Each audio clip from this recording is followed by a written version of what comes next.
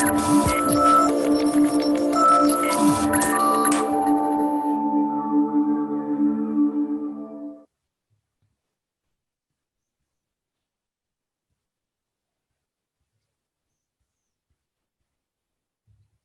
morning, good afternoon, good evening, wherever you are in the world. Welcome to the autumn edition of the Content Delivery Summit 2020. My name's Dom Robinson from Software Company Ideas, and I'm also chair and host of today's event. I hope you enjoyed the programming. Since you're going to hear quite a lot from me today, let me quickly introduce myself. So I've been playing with image transfer over IP networks since 1990 when I was making time lapses of fast orbiting binary stars from observatories all over the world using the pre-web IP network called Starlink. If you like, they were extremely high latency, ultra low frame rate video streams. Anyway, after a few wayward years producing raves and events in the UK drum and bass scene, where I learned a lot of production skills, I put together a very early live audio link up in the UK using Real Audio, if I'm sure many of you remember, in October '96. Then I enjoyed the .com boom with a project called m3u.com, where I put the Listen Now feature on mp3.com, followed by thousands of freelance live webcasts. Why CDNs? In 2001, I formed Global Mix, a CDN focused on driving IP multicast adoption through access networks and scaling live streaming. And then since 2009, I moved on to focus on providing software for publishers producing high volumes of critical live webcasts, principally for financial news and sports clients. Today, Ideas has a market-leading microservices software that we deploy into client infrastructures when commodity off-the-shelf technologies otherwise limit what publishers and operators are attempting to achieve. I better pick it up at this point. I've also written a book on CDNs, which you can get from Wiley Press. Ping me if you want to get a little discount code. And I've been chairing Content Delivery World and Content Delivery Forum in London for about a decade. At the beginning of this year, Eric at Streaming Media invited me to program and chair the Summer Content Delivery Summit, which, despite planning around the ever-changing COVID scenario, seemed to be a bit of a success, with the new format getting excellent feedback and the audience increasing by an order of magnitude. So a huge welcome back to those of you who joined us then. Now, I'd like to thank Eric for giving me a chance. Let's just see if we can catch up with Eric. Eric, are you out there? I am indeed, Dom. Good to see you this late afternoon your time, I believe it is. Don't talk to me about time zones. I'm in Pacific time. It's breakfast. That's right. That's right. I am, it's too late in the day and I'm going to fall asleep or something. So how are you? Most importantly, how was Streaming Media Connect last week? And how's it all been going? Media, it was terrific. We had 14 or 15 sessions that covered everything from, you know, deep technical stuff on CMAF and WebRTC and live streaming production to big picture panels looking at OTT from all different angles, as well as esports and sports streaming and live streaming. So it was really terrific. Is this webinar streaming thing catching on then? That's what I hear. I think it might be. Is it good? I'm glad we're in the right place. And also, so thank you very much, Eric. We're going to see you a few more times through the day, and we'll also see you in the wrap-up session, which you're going to help moderate, where we're going to have a chat with the other moderators. But that's a perfect segue. I have two other moderators with me through the day. Some of them, well, they'll both be familiar faces to you, I hope. My wingmen for the Content Delivery Summit, Tim Siglin and Mark de Jong. Mark, are you out there? Yes, I am, of course. Good. How are you, sir? Good. It's going to be a late one tonight. It's going to be a late one, an hour later even for you than for me. So I should imagine a virtual background, or is it a real background? Is going to stay the same ambient lighting throughout. But anyway, so tell us what you're looking forward to on your sessions today and what you've got coming up. Yeah, I did two sessions, one on core IP strategies. So I'll be talking to a number of carriers primarily about their strategies and what we see happening. And the other one in terms of orchestration for CDN. So what typically do we see in terms of how to manage the seemingly more complex world of CDN that we're all facing right now.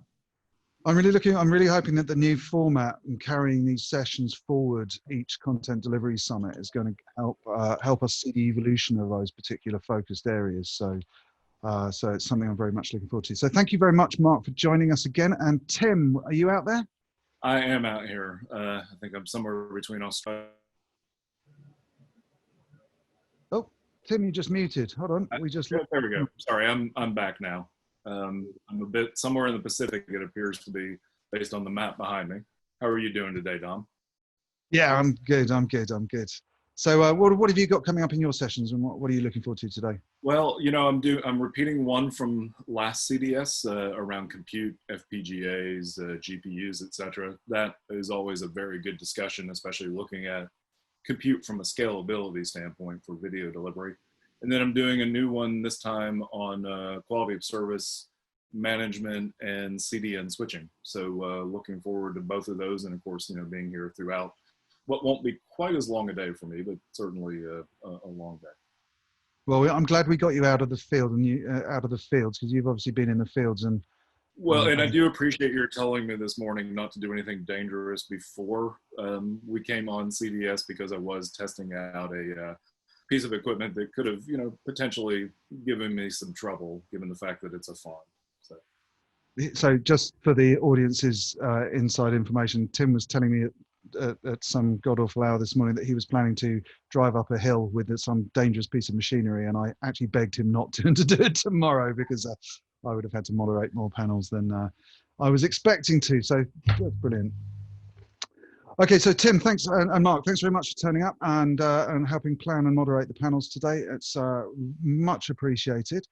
So some technical notes. Today, the pace will be fast and furious. Most of the sessions are 30 minutes long and back to back. So I'm going to ask everyone speaking to try to be concise and succinct. And I'm already looking at the time, and I'm close to my own timing for my intros. So I've meant to keep my intros short, and I'm asking Tim and Mark to keep everyone's, all the panelists' intros short. And also accept my advance apologies if I start cutting across any overrunning sessions to try to keep us on time. Right, now, there's a little addition to the show. I'm going to leave this up for a second or two. Over the weekend, I put together a handy show guide app. So if you've got your phone handy, grab that QR code. I'm going to ask Eric or one of the moderators if they could paste the link into the chat room so that you can open that on your phone. It's a web app, so it doesn't need any installation, and it'll mean that you can quickly find out about sessions and more information about speakers if you find the introductions are a bit brief. So I'm going to count down now just before I take that off screen. 5, 4, 3, 2, 1. You can find that in the chat room if you need it later. Right, quick whiz through the agenda for the day, and then we're going to get straight into our opening keynote. So those of you who joined us in June will know that my programming for today will be considerably more holistic than the programming for CDS has been for the previous decade. As a 25-year seasoned live streaming engineer, I know that despite some perceptions and even a conversation I had last week, CDNs are much more than just caching. We're trying to embrace that and focus on the entire picture, not simply jump on buzzwords in a random order, as I felt various conferences have a bit of a bad habit of doing. So this morning, Pacific time, is entirely focused on the CDN underpinnings. We're going to be taking a close look at the physical fabric and the supply chains that comprise the modern content delivery network. Before the coffee break, we'll be looking at core network, power and interconnectivity. And then after the morning coffee break, with a word from our gold sponsor NS1, we'll be looking at application hosting and consumer access evolution. At lunchtime, for those in the Pacific at least, we'll have a 20-minute break while I'll run and get my dinner, a 15-minute fireside chat with our platinum sponsor Limelight, and a further 15-minute break for you to digest and both the discussion with Limelight and your dinner. During the afternoon, we'll be looking at content delivery propositions with a deep dive into video packaging and caching, managing large, complex content infrastructure, and delivering video content at scale. After the afternoon coffee break, we'll settle in for the second part of the content delivery propositions section of the day, looking at complexity, scaling, orchestration of services, and we'll be discussing QoS management. Then, to end the day, we'll be exploring the converging worlds of edge compute as we look forward into the convergence of CDNs and fog architectures. Now, just a couple of thoughts to set discussions rolling. I don't know about you, but I found the impact of COVID has had some strange effects on our sector. And I'm not going to talk about traffic because I'm sure we're going to talk about that later in the day. One of the things I've noticed is that sales cycles have been interrupted. We're obviously doing many more of these webinars. I could sit and watch webinars much like a 24/7 TV station at the moment. I think it's working. I think our industry is delivering something of a makeshift placeholder, at least for those real world events where we used to go and network and so on. But I'll be interested to hear from panelists and speakers through the day how you're using the web, how you're using content, not just as customers to deliver content, but also in growing businesses in and around the CDN space. Another couple of comments which I want to throw in. A lot of companies in our sector are bandying around the word edge. My exploration in planning the programming is that many of the edge propositions out there are still pre-market. So I'm going to be looking for discussion about people doing real world edge delivery and so on. And towards the end of the day, we certainly have a few examples to explore in that space. But overall, I think the global market is busy for the CDN space. And while today we're going to be taking a more technical focus on the market than simply looking at the growth and content propositions out there that some other events will doubtless take you through, I think we can be safe in the knowledge that our industry is certainly stable, if not growing. Now, this is my segue to our keynote speaker. So Dave, pull your chair up because we're going to come to you shortly. But pulling the chairman's prerogative card, I wanted to again draw attention to an article that Tim Siglin, my co-host here, and I pulled together at the start of the year, looking at power demand globally and how that's impacting streaming as an entire ecosystem. I want to bring power forward as a central theme in our discussions, not just today, but as part of our industry's normal practice. I really hope the architects of large-scale streaming services bear in mind that today, our industry generates as much as 10% of the demand for all electricity that's not heating or locomotion based. So if we as architects can opt to increase power by 20%, but achieve only an optimization in performance by 1%, we need to consider those design decisions carefully and really understand the overall stakeholder benefits properly and place energy demand in the middle of that conversation alongside performance and pricing. So through today, I'll be returning with questions focusing on power efficiency as an important design criteria and equal to performance and price. Please check out www.greeningofstreaming.org if you'd like to get more involved in that specific discussion beyond today's event. And indeed, it was questions about power that ignited contact between myself and our opening keynote, Dave Crowley. Dave and I met at a carriers-focused event a few years ago, and he clearly understood the end-to-end challenges specific to CDNs. But since working with CDNs, he has had a remarkable career where he moved right down the stack into intercontinental fiber and POP location. And indeed, it was his comments on power being the true congestion for CDNs that opened a whole new consideration to me and seeded much of the idea that's behind that current the current format of the event today. So I've hounded him down and I'm delighted to have him open for us today. Dave, are you out there? Hey, Dom, thank you. Thanks for inviting me. I appreciate the time. Hello, everyone. So without further ado, do you mind I'll just go ahead and jump on in? Please do. All right. So the opening keynote today is really about locating, powering, and connecting POPs. As our keynote will focus on challenges that we face by the largest content publishers as they scale up to meet real-world demand, and will ground the day's discussion in helping to understand the complexities, both technical and economic, of locating content delivery infrastructure with regards to the power supply, fiber access, contribution, interconnection, operation, and delivery of metropolitan networks and consumers. First of all, thanks to all for taking the time out of your busy days to spend with us as I open the event, and I would like to take a quick look back at where we came from. In order to accelerate deployments of our edge network, we need to get into the largest markets as quickly as possible. Going to a carrier-neutral facility in every NFL city that has power to support our solution and connectivity will allow the content to get to every end user as quickly as possible. And of course, if a peering fabric is there at the sites, that would be great. Fast forward to today.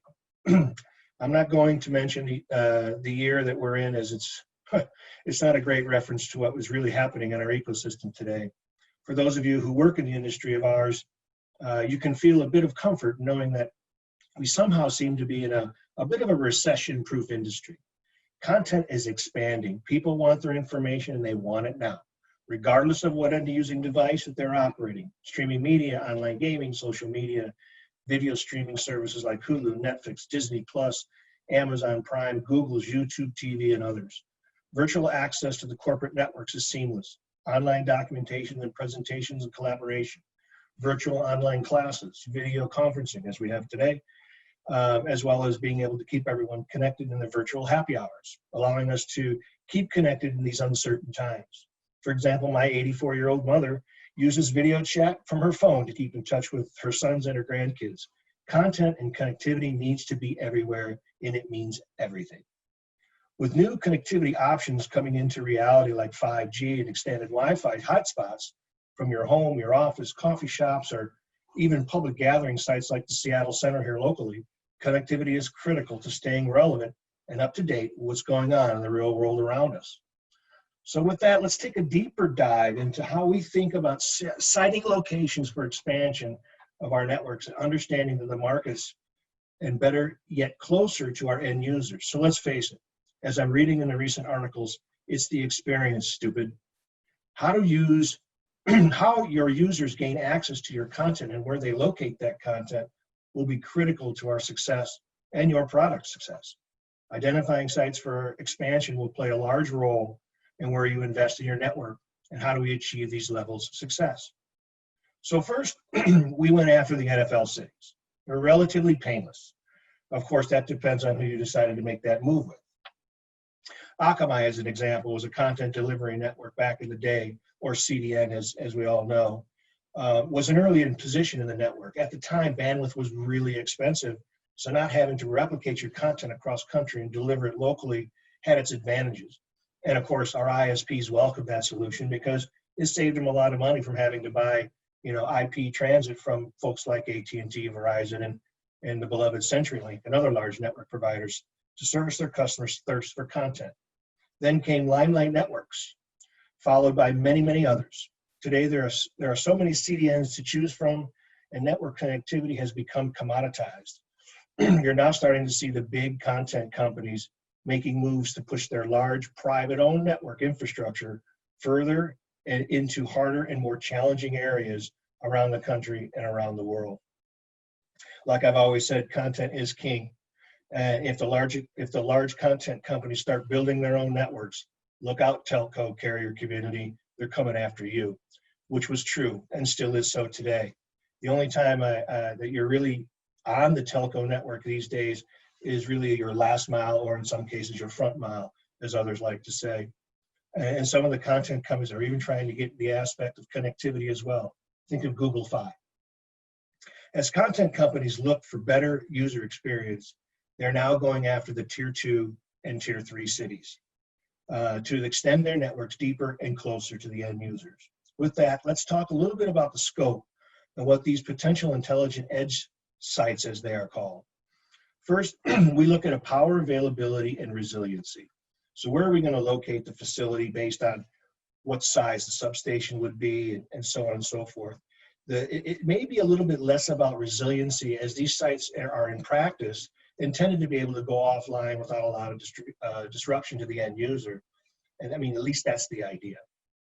Where are the substation? What is the capacity to the substation, as well as how much will be made available, whether it's today or coming in the future, because there's a cost associated with doing so.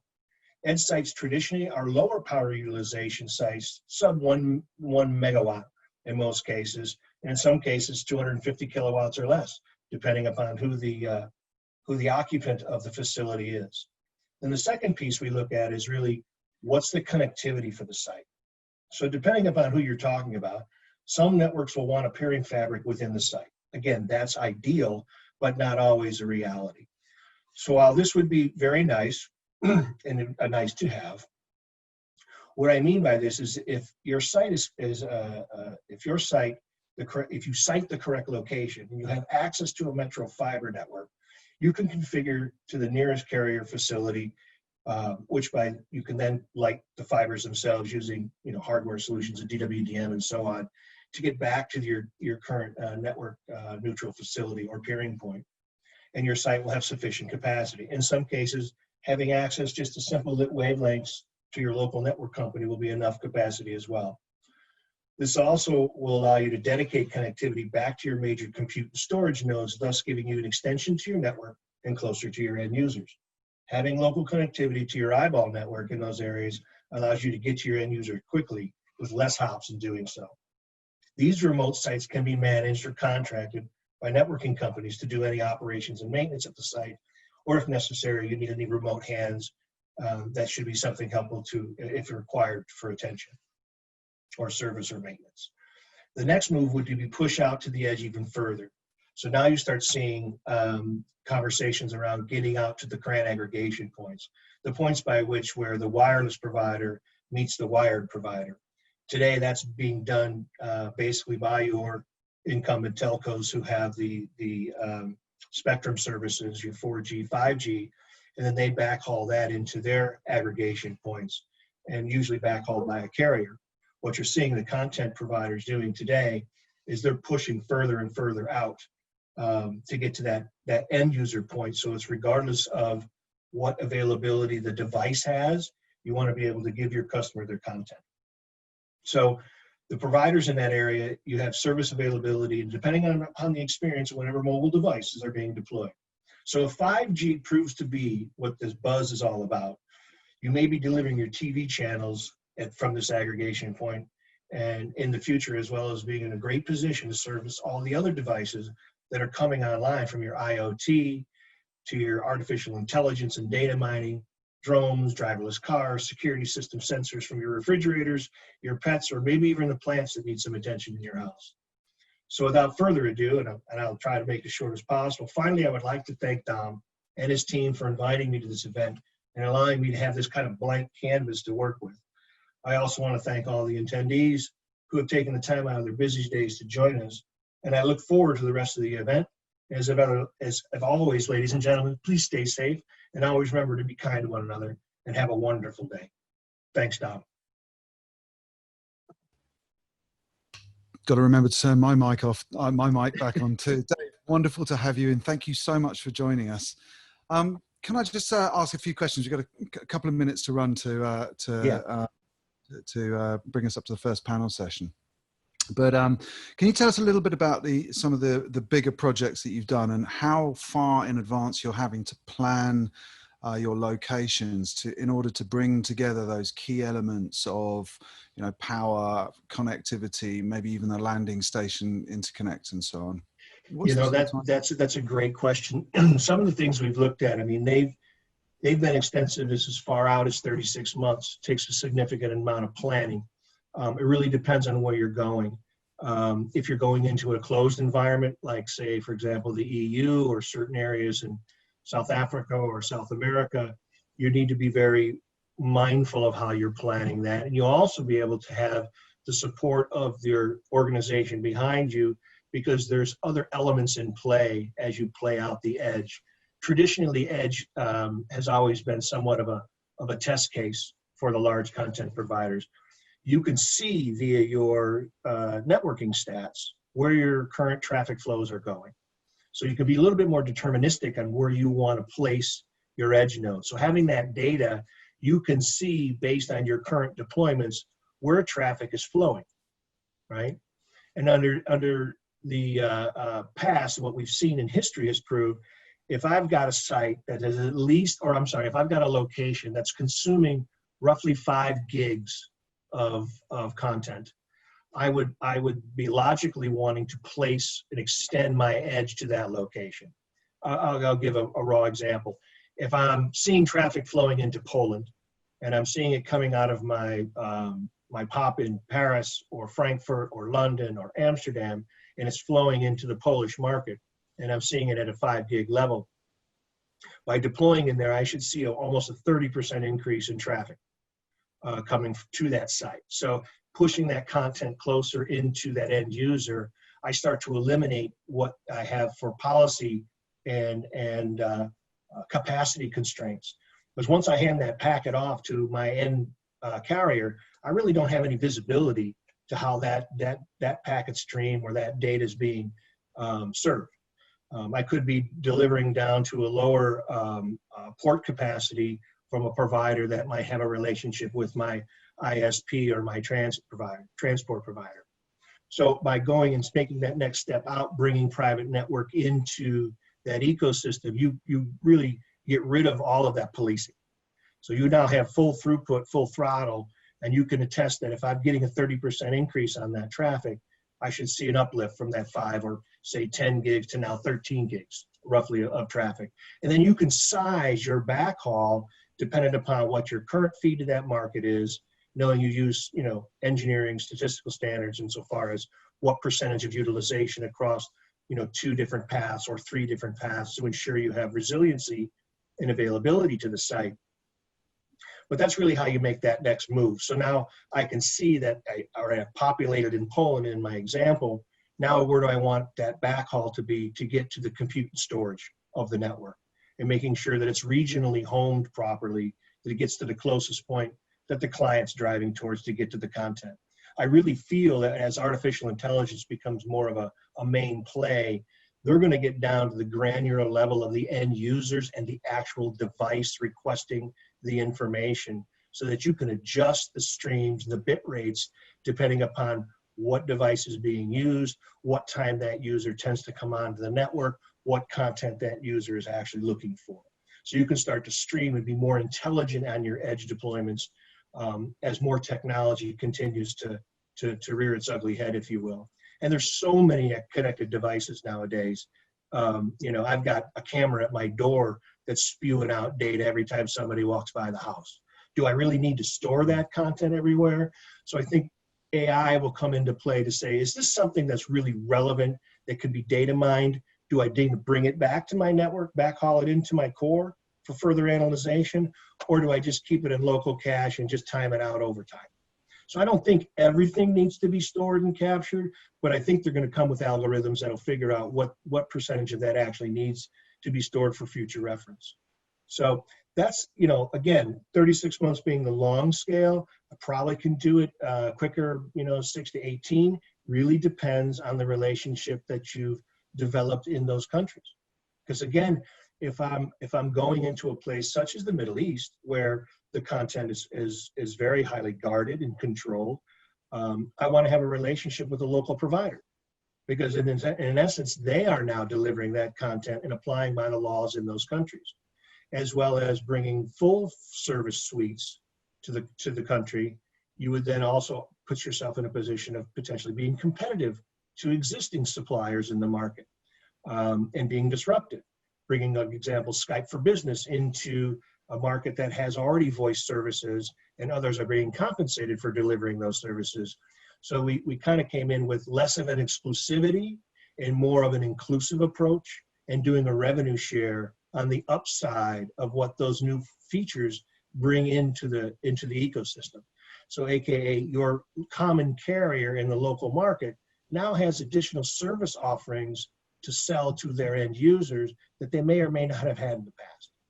So it can drive revenue for that relationship, and enabling you to have a more beneficial engagement going into those markets.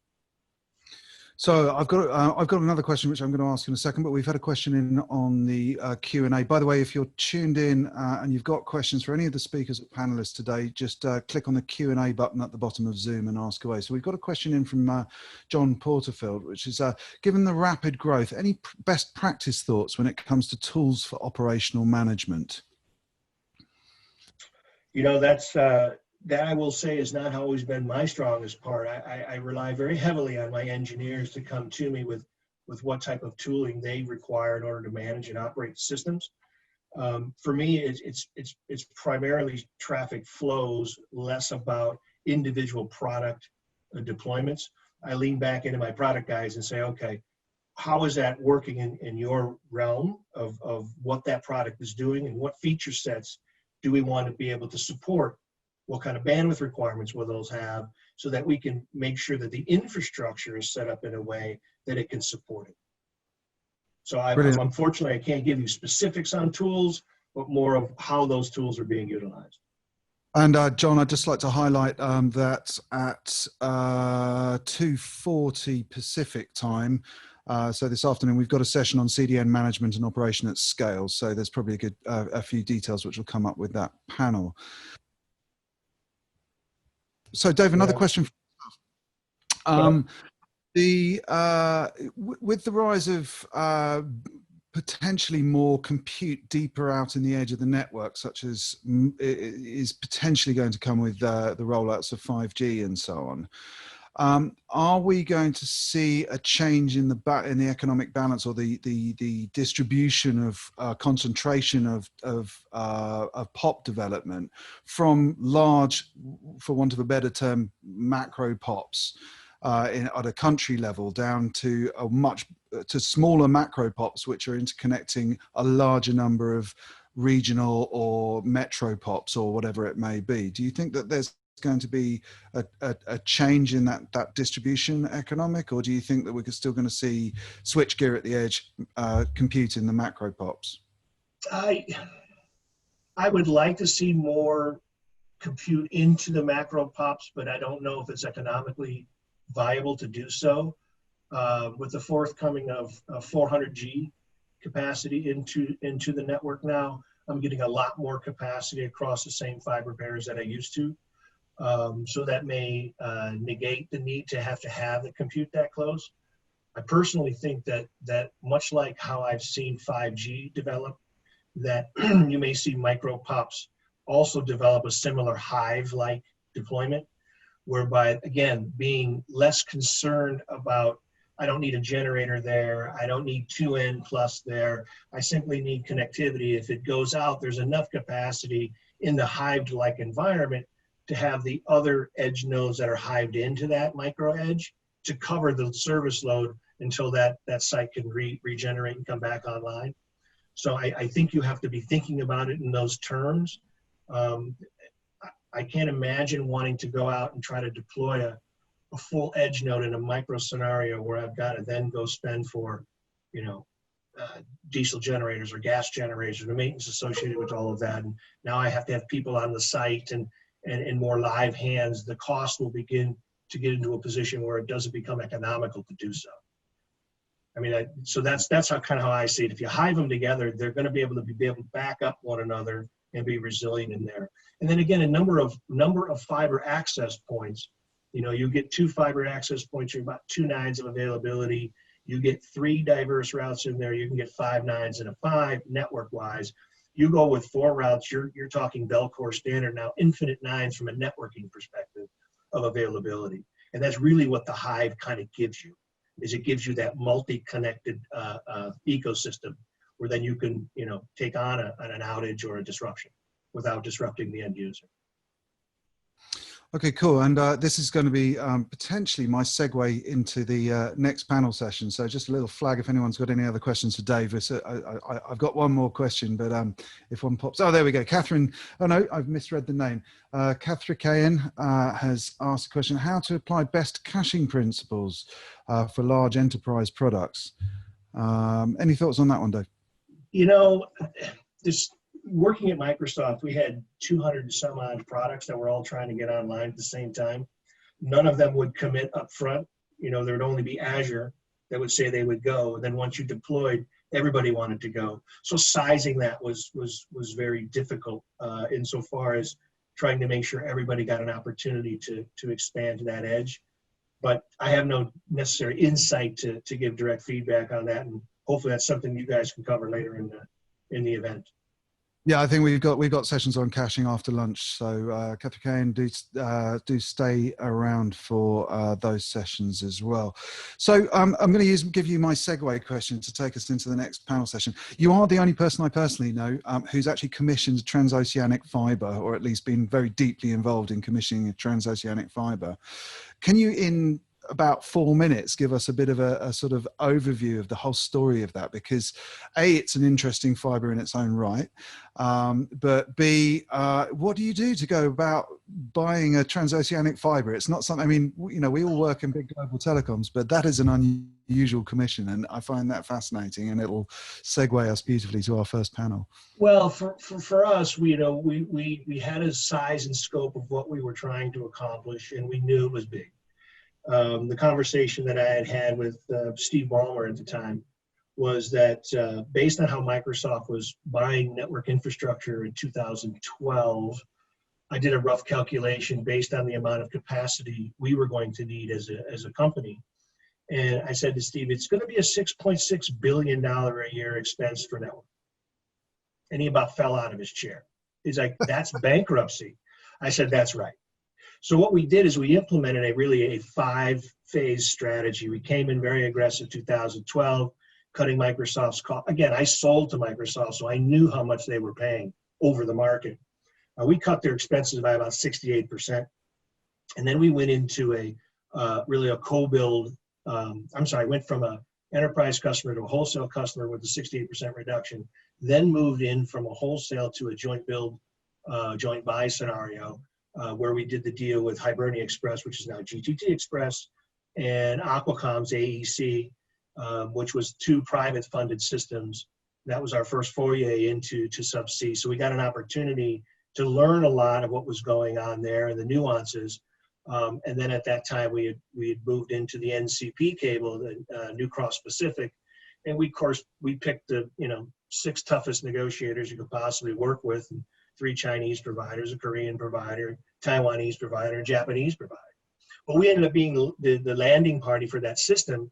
It really came up with a unique design because my concern was I don't want to put these assets too close to the ocean for fear of rising tides and some things could go wrong. Subsea fiber works really well in saltwater, terrestrial hardware, not so much.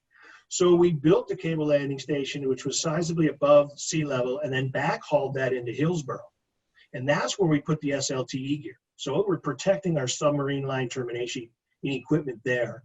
And then I could tie into my terrestrial network. Well, about that time, 2013, 2014, Hurricane Sandy had blown through in 2013, gave us a very valuable lesson, knocked out all my capacity in New York and New Jersey. So we were out for about 2.5 weeks at roughly $100,000 a minute. So the cost of losing the network and losing all connectivity to Europe was staggering to the business. And I worked with my team and said, listen, we need to find something that's not Boca Raton and it's not in New York and New Jersey. And that's where we picked Virginia Beach. So Virginia Beach has become a really hot spot. But unlike NCP and Hillsboro, is Virginia Beach, the physical location, something that would warrant population density-wise when you have the world's largest internet hub in Ashburn, less than a few milliseconds away? Where Hillsboro became populated because of the number of assets and where it reached in the Pacific. You could pop out in Hillsboro and you would have Japan, Korea, Tokyo, Taiwan, Hawaii, Australia. So there's quite a bit of a reach there.